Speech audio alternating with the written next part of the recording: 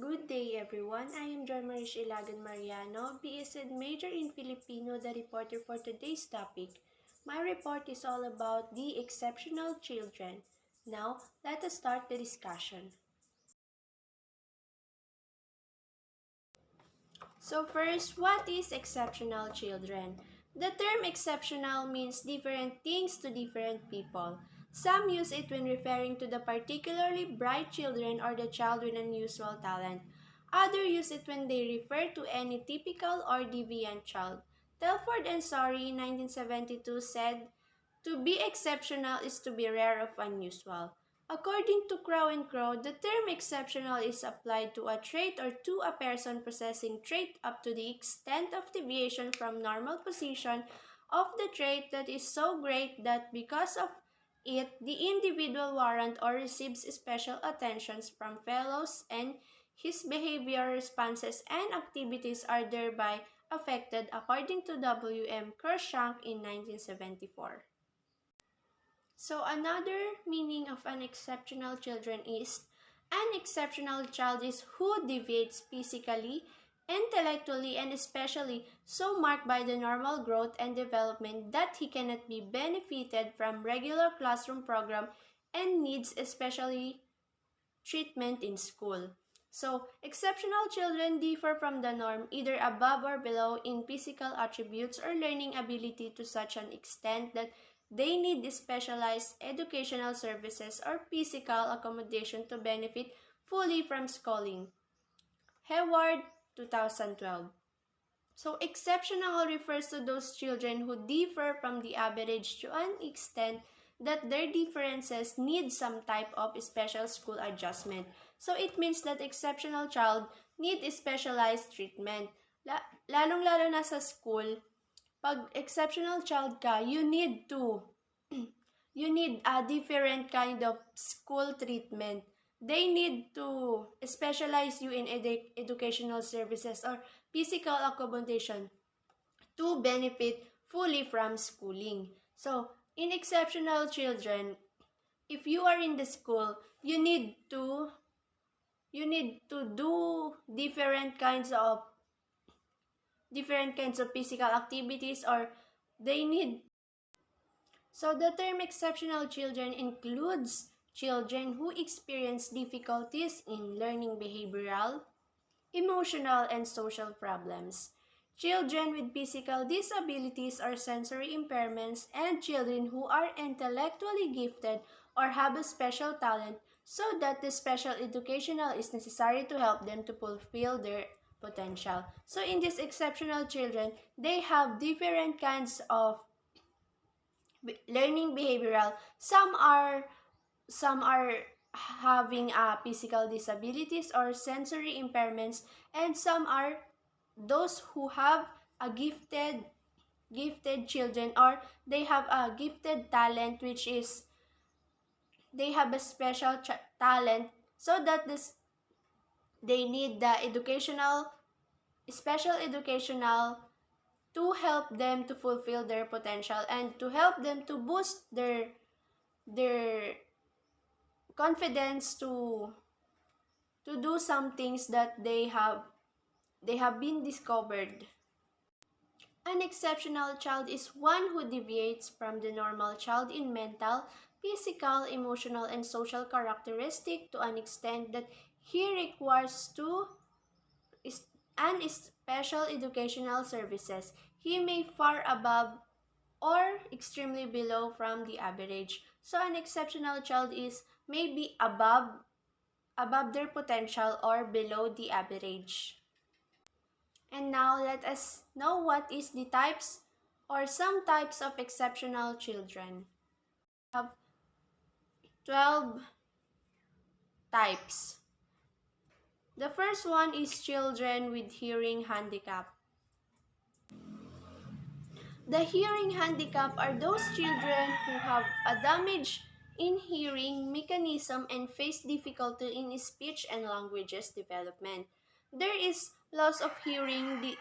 The degree of hearing loss is less than in some children when it is more severe in others. The hearing handicapped children are maybe hard or of hearing or deaf.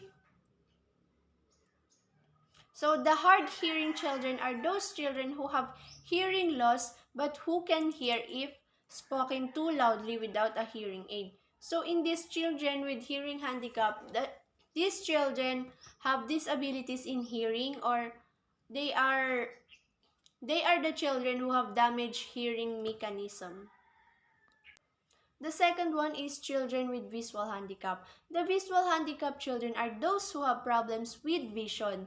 Some visually handicapped children can read large print and are functional in their environment, whereas some have severe vision loss and cannot be taught through visual methods. The visual loss is measured with the help of a Snellen chart.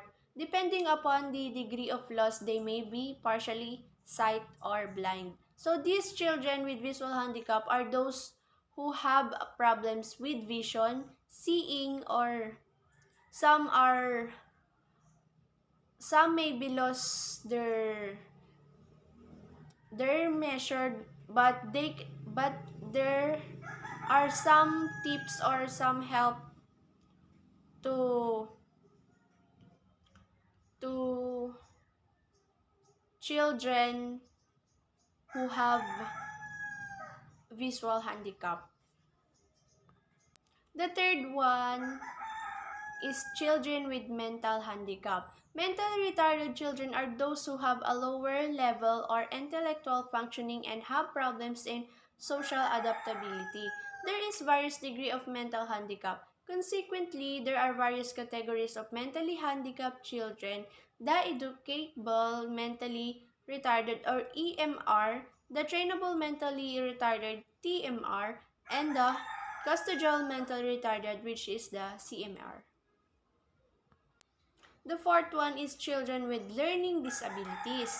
So these children are like other children in intellectual functioning. They are not mentally retarded nor spelling, reading, writing, arithmetic, listening, and comprehension. Their problem may be due to cerebral dysfunction, emotion, behavioral disturbance, but it is not due to mental retardation. Sensory handicap children may be categorized into mild learning disabled and severe learning disabled.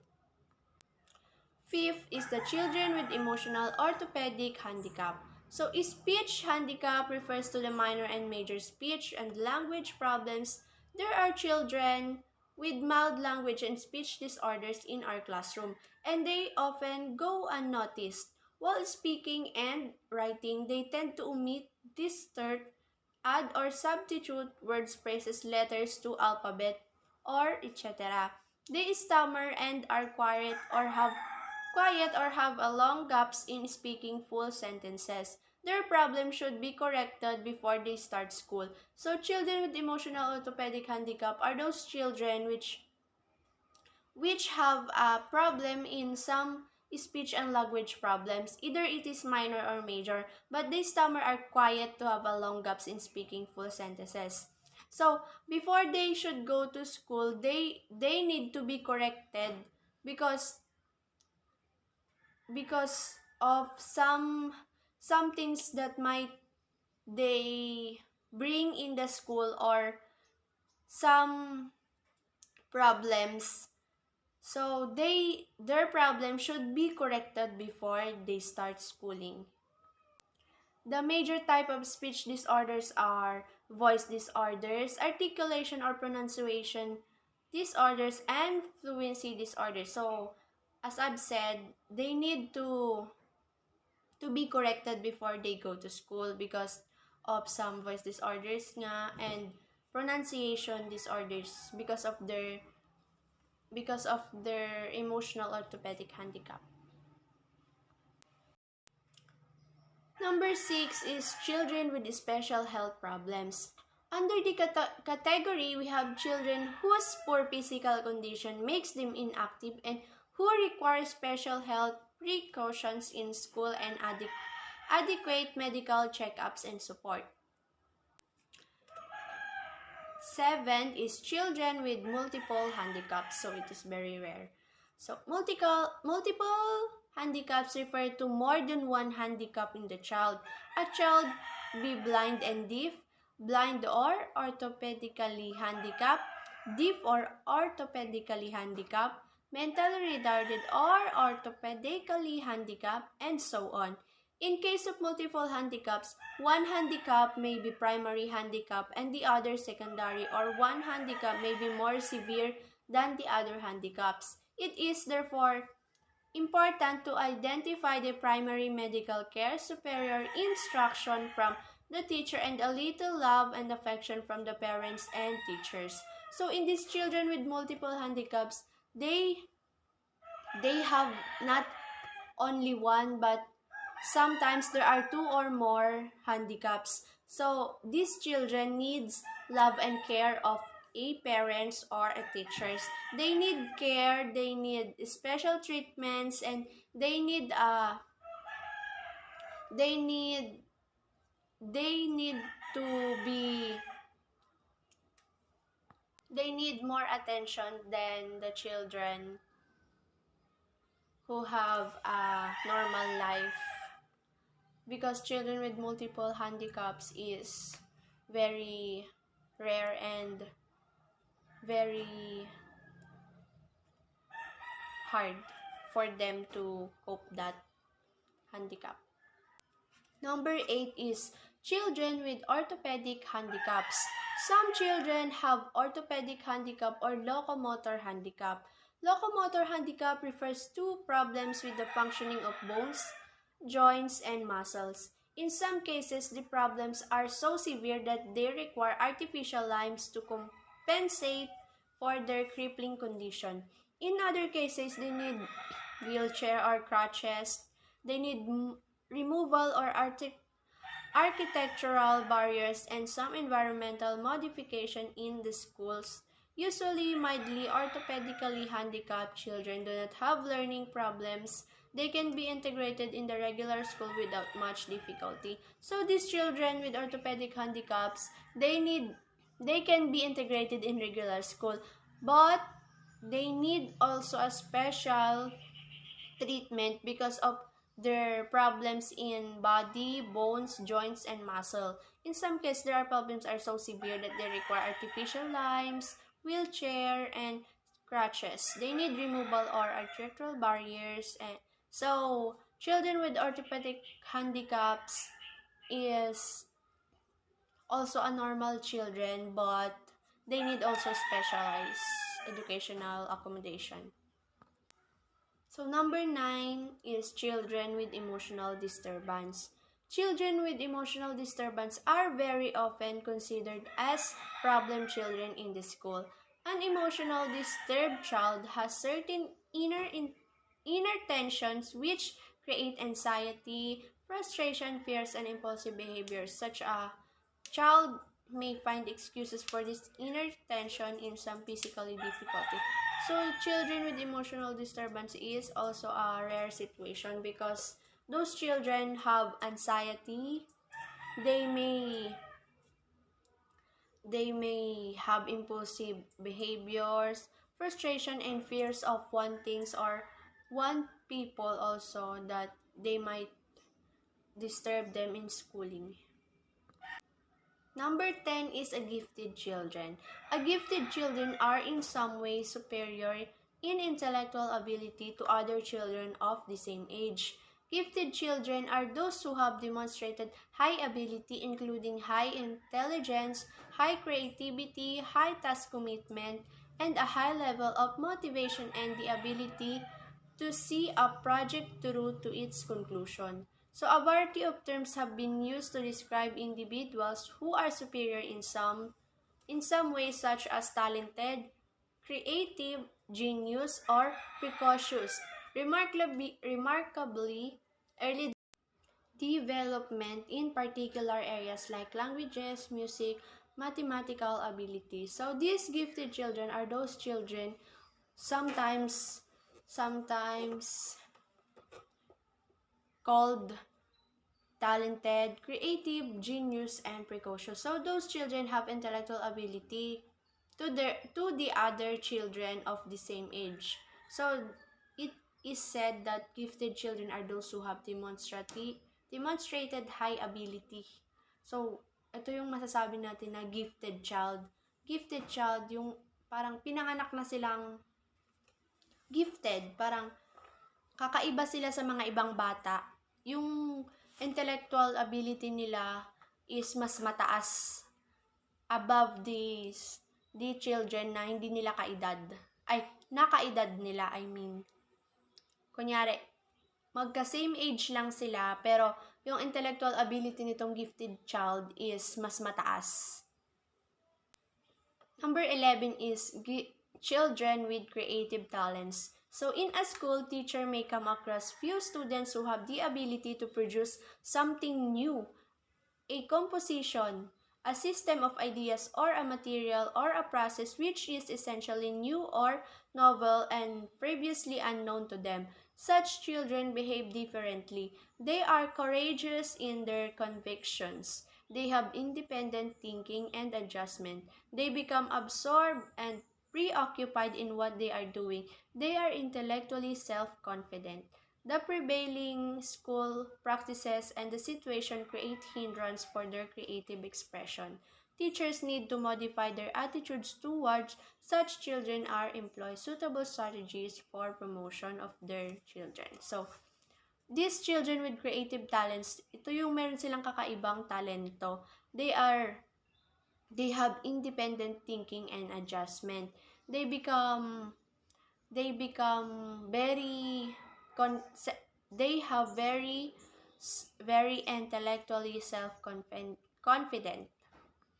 So number 12, or the last one, is the socially disadvantaged children. So most teachers encounter a group of children in their classroom who appears lifeless, incurious, and deceptively unintelligent. They show lack of interest, involvement, and motivation for academic success. They underachievement, the cumulative deficiencies in learning ultimately lead to their wastage and stagnation. These children are socially,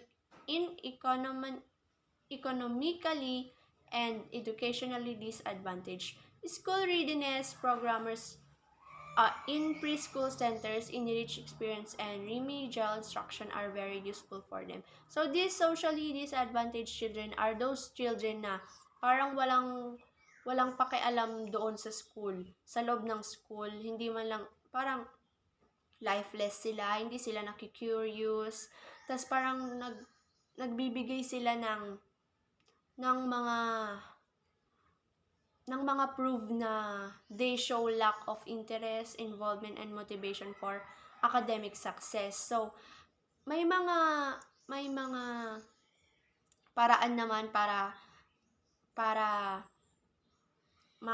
masalo pa sila or mailigtas sila, which is there are programs in preschool centers, enrich experiences, and they might need the remedial instruction, and pwede silang mag-remedial para nakakatulong yun sa kanila.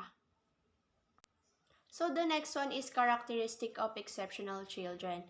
It is applied to a trait of a person possessing up to the extent of deviation from normal. The second one, it is commonly applied to children who differ notable from the average children. The third one is an exceptional child deviates physically, mentally, emotionally, and socially from the normal growth and development. The fourth one is the unexceptional child is he who cannot be benefited from regular classroom teaching programs. The fifth one is an exceptional child requires a modification of school practices and needs special treatment in school to develop his maximum capacity. So the last one is an exceptional child belongs to both the extremes of physical, mentally, social, emotional, and educational achievement.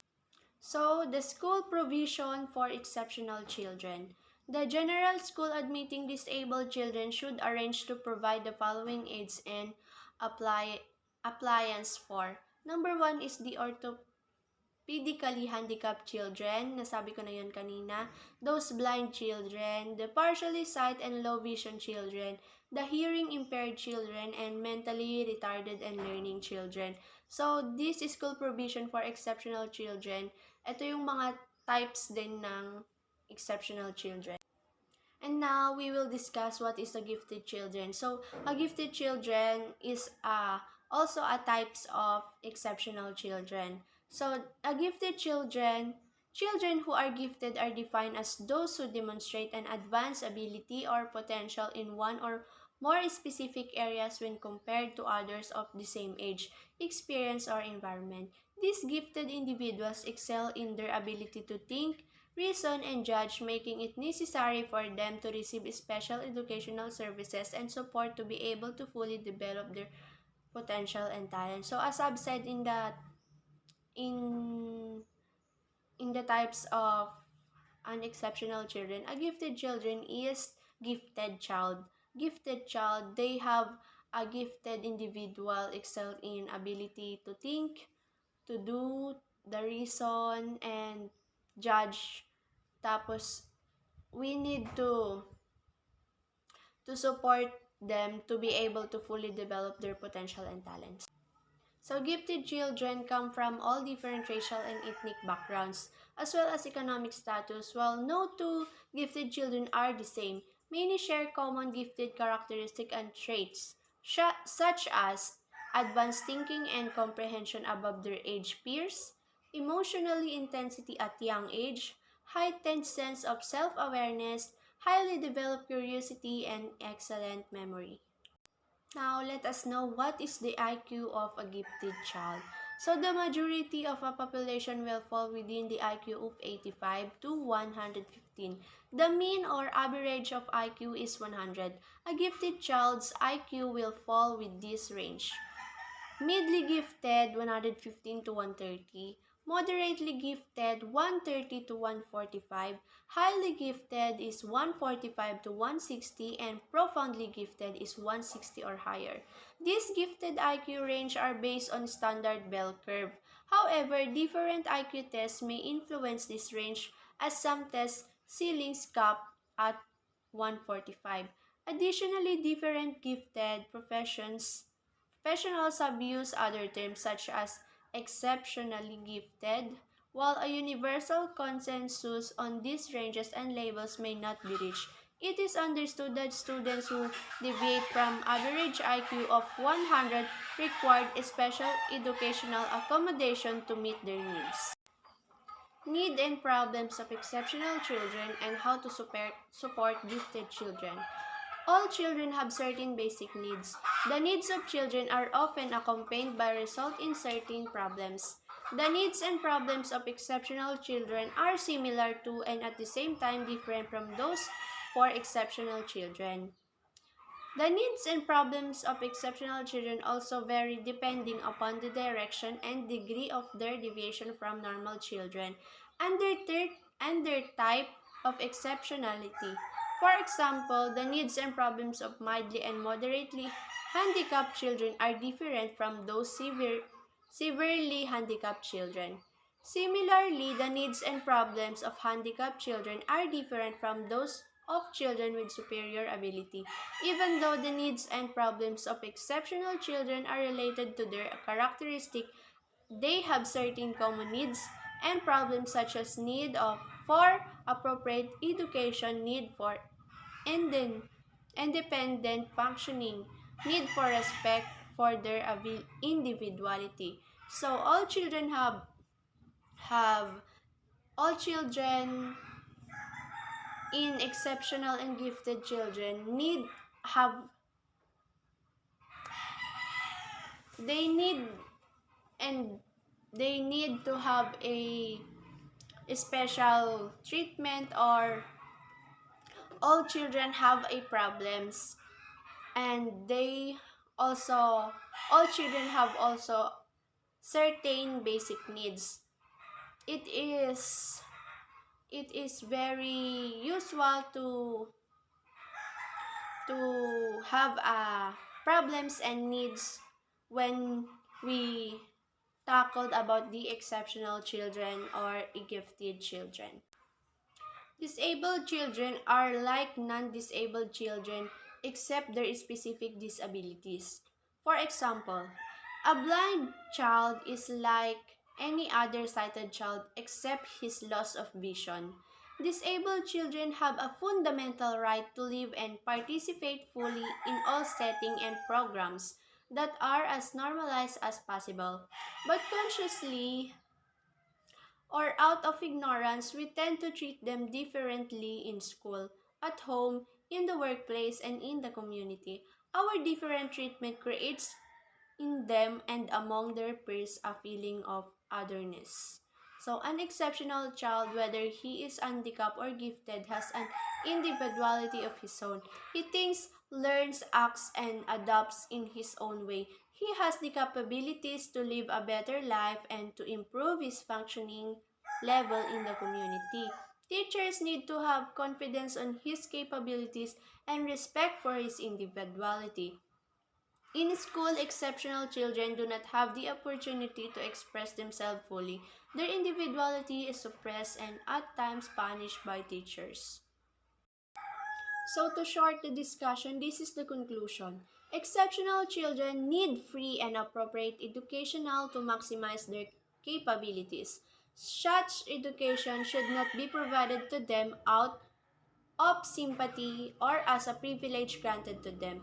Education is a basic human right and this must be granted to them just as we provide free and compulsory education to non-exceptional children. India is under pressure from international agencies to make education a basic right of a child, but it is surprising that the bill making education is a basic right of the child is in the cold storage of MHRD. So exceptional children need free and appropriate education to maximize their capabilities. So gifted children need support for both academic and social emotional development. The traditional classroom can be a poor fit if gifted students aren't challenged appropriately. That's why it is important to look to a gifted services in your local area, depending on where you live and which school district you are in. This might include ability grouping, gifted pull-out classes, or access of to gifted public school. Outside of school, gifted programs may offer gifted students the chance to further explore a unique subject of interest, or they can provide a place to form social connections with intellectuality similar peers. Check out for article on gifted education for more information on education and support options available. So that's all for today. Thank you and good day.